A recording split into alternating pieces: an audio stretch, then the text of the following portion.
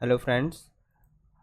इसमें साइंस के जो कुछ क्वेश्चन थे, एक दो क्वेश्चन थे, वो रह गए थे। तो उन क्वेश्चन को एक बार हम लोग फिर से जो है डिस्कस कर लेंगे।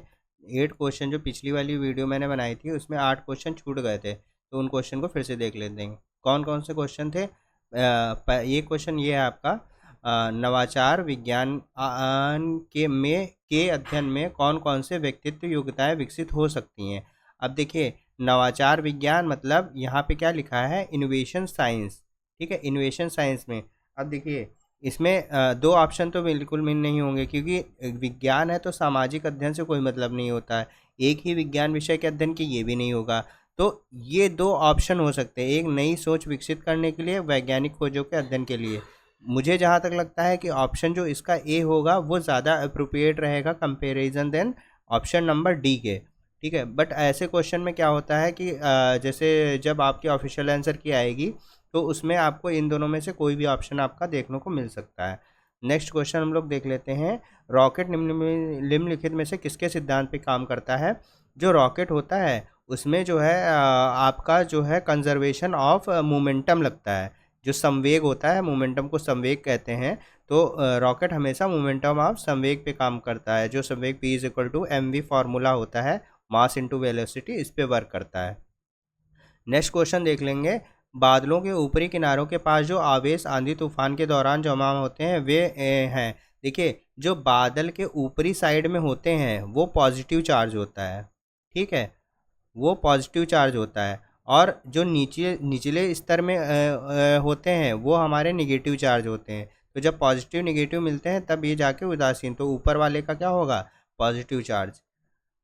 विटामिन तथा मिनरल्स जो होते हैं वो क्या कहलाते हैं? तो ये आपका प्रोटेक्टिव फूड कहलाते हैं, क्योंकि विटामिन और मिनरल्स से हमको कोई भी एनर्जी नहीं मिलती है। ठीक है, एनर्जी तो हमको बेसिकली कार्बोहाइड्रेट और फैट से मिलती है।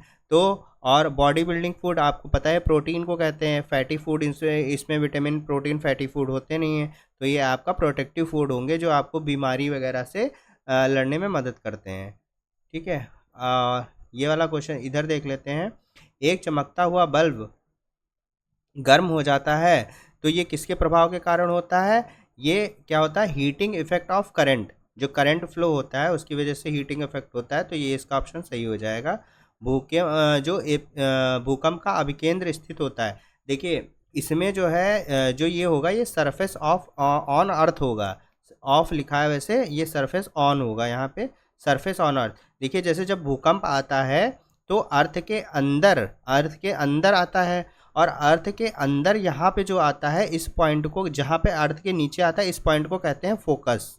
ठीक है, और इस फोकस के ही बिल्कुल परपेंडिकुलर डायरेक्शन जो अर्थ की सरफेस पे होता है, तो यहाँ पे जो भूकंप का जैसे ईपी सेंटर होता है, इसको कहते हैं ईपी सेंटर।